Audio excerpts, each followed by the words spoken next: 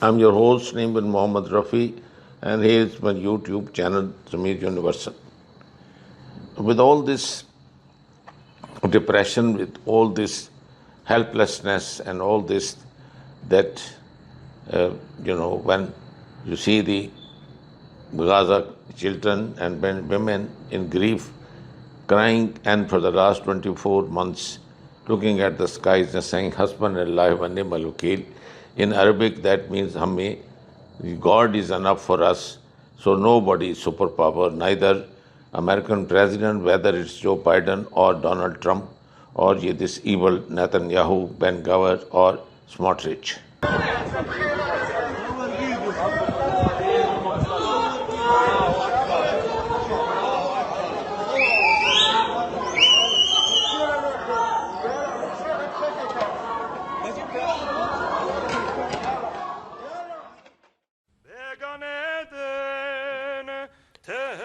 Israel has been paying homage to the country's former Prime Minister, Ariel Sharon, who died over the weekend, 8 years after suffering a massive stroke that left him lingering in a coma until his death.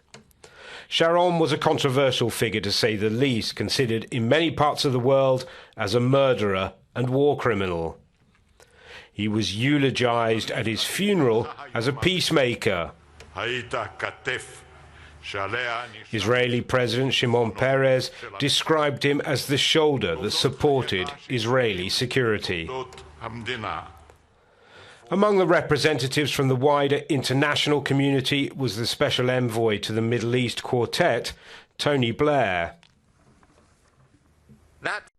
This is now another interpretation of a very classical set of verses that many ulama of our times, actually, more and more ulama, are interpreting Surah Isra as being one of the signs of Judgment Day. وَقَضَيْنَا إِلَى بَنِي إِسْرَائِيلَ فِي الْكِتَابِ لَتُفْسِدُنَّ فِي الْأَرْضِ مَرَّتَيْنِ. This is verse number 4 of Surah Isra. Okay, follow along. These are very powerful verses. We conveyed and decreed to the children of Israel, لَتُفْسِدُنَّ فِي الْأَرْضِ مَرَّتَيْنِ. You shall cause fasad in this world twice. وَلَتَعْلُنَّ عُلُوًّا كَبِيرًا. And you shall reach a degree of great haughtiness. Interestingly enough, Allah uses the same adjective for Fir'aun. So Allah is saying the Bani Israel will have 2 periods of might and izzah that they will abuse. Okay? فَإِذَا جَاءَ وَعْدُ أُولَاهُمَا بَعَثْنَا عَلَيْكُمْ عِبَادًا لَنَا أُولِي بَأْسٍ شَدِيدٍ. We shall send against you. An army will come, a group will come against you. They have great military might. They are a strong qawm. They're not a weak qawm. فَجَاسُوا خِلَالَ الدِّيَارِ. And they managed to go and probe even into your houses. They're going to go and all the way destroy all the way to your houses. وَكَانَ وَعْدًا مَفْعُولًا. And this was a promise that indeed took place. Now, ثُمَّ رَدَدْنَا لَكُمُ الْكَرَّةَ عَلَيْهِمْ.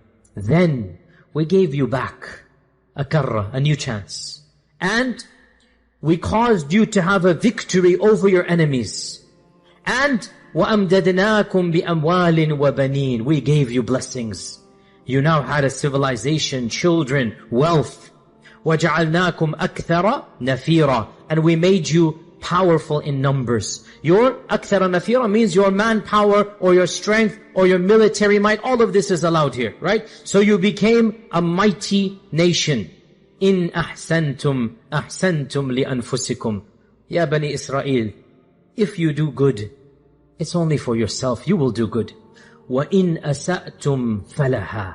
But if you do evil, it will be used against you. فَإِذَا جَاءَ وَعْدُ الْآخِرَةِ. When the second and final time, because there shall not be a third time of power. Ya Bani Israel, Allah has decreed, you shall come to power and be a civilization twice. The first one, وَكَانَ وَعْدًا مَفْعُولًا. It is a done deal. The second one, when it shall happen, فَإِذَا جَاءَ وَعْدُ الْآخِرَةِ لِيَسُوءُوا وُجُوهَكُمْ. Allah will send another group of people, and they will cause your faces to become sour. After they were beaming with pride, they will now become scowling with anger. Now here, listen to this.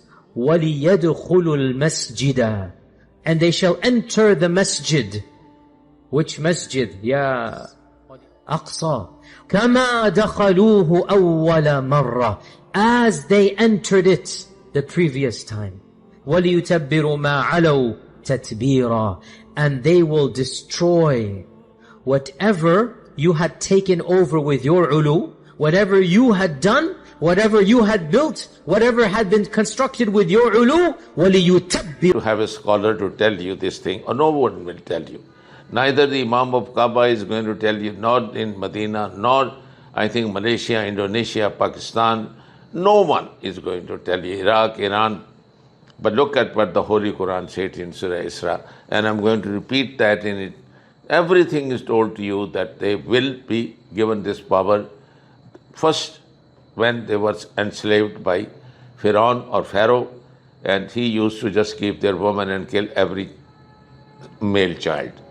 So with that indignation, the Prophet Moses was sent and he got them freed, and then they remained scattered for 40 years because they disobeyed, and they said, ask your God to fight for you. We are not going to fight for you. And that is a small part of the Jews left out of 14 tribes, 12 tribes, states. And for punishment, 40 years they were going around the same Kokaf where the Prophet went and talked to, or wished to talk to Almighty Allah. Now they are doing the same thing again. First time they were destroyed. Second time, you know that the Romans destroyed their temple, and that's where they were thrown out, and Saladin went and he defeated all the Christians. Then after that, I think it was the companion of Prophet Muhammad, peace be upon him, Umar Farooq, who was the second caliph. He, conquered Jerusalem, and he, I think in a pity, allowed the Jews to stay. Otherwise, it was ordered that not a single Jew will be in there. That they created a organization like RSS in India. It's called Zionism. And Zionism, I think this man with a long hair like an alien, he is not a human being, he is a Satan. Satan is a jinn, as you know. So he may be born out of a union between a woman and a jinn. This is known in the history that the jinns do this thing. So when she conceived with the jinn, the result was Netanyahu. And you can say the same thing now about Donald Trump and that great big black patch on his head, and he's been disappeared for 5 days from the White House, and that is the legion of a leprosy.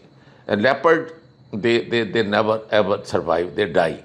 So he won't just die alone, his whole family, all the White House, or maybe if this goes as an epidemic, nearly 80 or 90% of the Americans will die.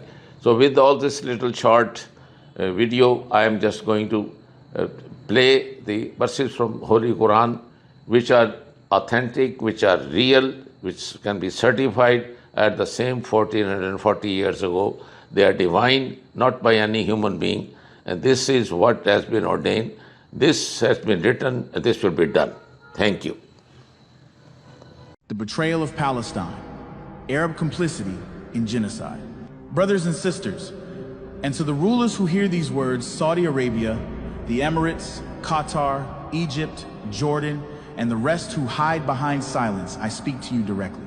You call yourselves guardians of Islam, protectors of Arab dignity, custodians of the holy sites, leaders of the Muslim world. But what have you done while Gaza burns? What have you done while Palestine bleeds? While children dig through rubble with their bare hands, you have turned your backs. You have extended your hands not to your brothers in Palestine, but to those who murder them. Saudi Arabia, you move step by step toward normalization with Israel, opening your skies to their planes, whispering in Washington's ear that you are ready to make peace while your brothers and sisters lie in mass graves. You hold the keys to the holiest places in Islam, yet your silence on Palestine is louder than any sermon. You buy weapons from America by the billions arms that strengthen the same empire that fuels Israel's bombs. What is your excuse? That your throne depends on their approval? That you fear Washington more than you fear God? Your silence has become your shame, your betrayal, a stain that will never be washed from your legacy. Emirates, you have gone even further, rushing to embrace Israel openly. You did not just whisper, you signed. You turned the betrayal into law with the Abraham Accords. You opened your ports, your banks, your arms to Zionists while Gaza was being starved and bombed. Today, Israeli companies flourish in Dubai. Your armies train together. Your officials smile alongside the very men who order massacres. How can you parade yourself as a modern leader when your progress is built on the bones of Palestinian children? Do you not feel shame when you walk in your glittering streets knowing they are paved with betrayal? Qatar, you play a clever game. To the world you pose as Gaza's benefactor, Al Jazeera amplifies their cries, and you hand out aid. But your aid is drip-fed under the watchful eye of Israel, a leash to control resistance rather than a sword to liberate it. You host leaders of Hamas, but only under conditions written by Washington and Tel Aviv. Do you not see that your support has become a cage, not a path to freedom? You have made yourself the gatekeeper of survival, not the ally of liberation. Do not pretend this is solidarity, it is control. Your hands too are stained with the shame of calculated betrayal. And Egypt, your betrayal is perhaps the heaviest of all. You hold Rafah, the only door not controlled by Israel, and instead of opening it to life, you turned it into another wall of death. When Gaza screamed for food, medicine, and mercy, you shut the gates. You watched children die for lack of antibiotics. You watched the wounded bleed out because ambulances could not pass. You destroyed tunnels that carried bread and water, not bombs. And when convoys from across the world, people of conscience from Europe, Africa, Asia, and the Americas came to your borders begging you to open Rafah so they could deliver food and medicine, what did you do? You did not open the gates. You sent your soldiers to block them.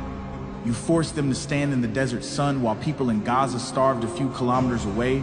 They begged you with tears in their eyes. They pleaded for compassion, and you answered them with barbed wire and rifles. Shame on you, Egypt. Shame on your generals. Shame on your leaders. Shame on every hand that held those gates shut while Gaza's children cried for bread.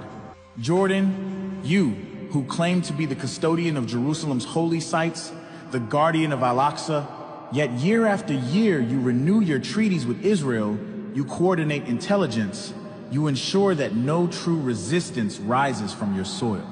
Your people march by the millions, they cry for Palestine, but you answer them with silence and repression. You claim to guard Al-Aqsa, but in truth, you have guarded Israel's security. You let occupation thrive while pretending to hold keys of honor. Do you not feel the weight of shame, standing as guardian of a holy place while you betray its people? But this betrayal is not new. It stretches back decades, carved into the wounds of Palestinian history. In 1978, Egypt signed the Camp David Accords with Israel, breaking the Arab front and normalizing with the occupier while Palestinians remained stateless, displaced, and under siege. Anwar Sadat shook hands with Menachem Begin while Israeli tanks remained in the West Bank and bombs fell on Lebanon. Egypt claimed peace for itself while leaving its brothers behind. That betrayal opened the door for others. Jordan followed in 1994 with the Wadi Araba Treaty, giving Israel not only recognition, but water, security coordination, and legitimacy. While Palestinians were being choked by settlements, Jordan turned occupation into a legal neighbor.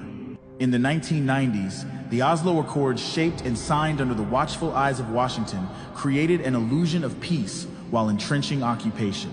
Arab states applauded it, funded it, and pressured Palestinians to accept crumbs while Israel expanded settlements. They knew it was a trap, yet they played along, trading away resistance for photo opportunities and handshakes. And now in our time, the Abraham Accords have brought the betrayal into the open. The Emirates, Bahrain, Morocco, Sudan, they signed with Israel without even pretending to secure Palestinian rights. They signed for weapons, for trade, for recognition from Washington, and they paraded it as peace. This is not peace, it is profit from genocide. Saudi Arabia stands on the edge. waiting for its turn, negotiating openly with Washington about when, not if, it will normalize. Even as Gaza burns, their talks continue. Even as children are buried under rubble, they plan their next deal. And while all this unfolded, where were the Arab armies? Where were the so-called defenders of the Ummah? Not in Gaza, not in Jerusalem, not in Jenin. They were in Yemen dropping bombs on the poorest nation in the region. They were in Libya, in Syria, crushing their own people. They were in their own streets, jailing men and women whose only crime was raising the flag of Palestine. All of you together, Saudi Arabia, Emirates, Qatar, Egypt, Jordan, you do not just stand by. You crush your own people when they speak out. You jail the voices of conscience. You silence imams from the pulpits. You chase down activists on social media. You unleash tear gas and prisons on your own citizens who cry for Gaza. You fear the rise of a free Palestine, because a free Palestine would inspire your own people to rise against your corruption, your palaces, your fragile crowns. You fear resistance more than you fear occupation. You fear your own people more than you fear God. Do not pretend your hands are clean. The evidence is carved into history. Emirati handshakes with Zionists, Egyptian bulldozers destroying the tunnels of life, Jordan's treaties securing water for Israel while Palestinians thirst, Saudi intelligence meetings with Mossad exposed again and again, Qatari funds trickling into Gaza only with Israel's blessing. Every deal, every silence, every sealed border is complicity in genocide. Every action and every inaction is a mark of shame. And so I say to you, rulers of the Arab world, you may silence your people today. You may crush dissent with fear. You may bow before Washington and Tel Aviv, but you cannot wash away the blood of Gaza from your hands. You may think your thrones are secure, your wealth untouchable, your palaces unshakable, but history will not remember your riches. History will remember that when Palestine cried for help, you stood with the oppressor. When children screamed under rubble, you sealed the gates. When convoys begged you to let them deliver bread, you blocked their path with guns. When the world demanded justice, you chose betrayal. The world is watching, your people are watching, and God is watching. You will face him on the day when no throne, no palace, no crown, and no American alliance will save you. You will stand before him with the blood of Gaza on your hands. That day is coming. And on that day, your excuses will turn to dust, your crowns will be worth nothing, and your silence will condemn you louder than any.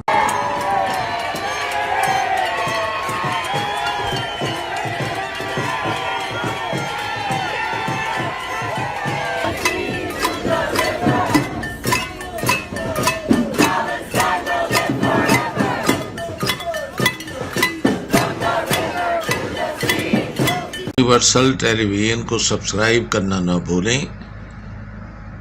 उसके बाद bell button पे click करें और अपने comments के section में अपने कीमती जो ख्यालात का इजहार ज़रूर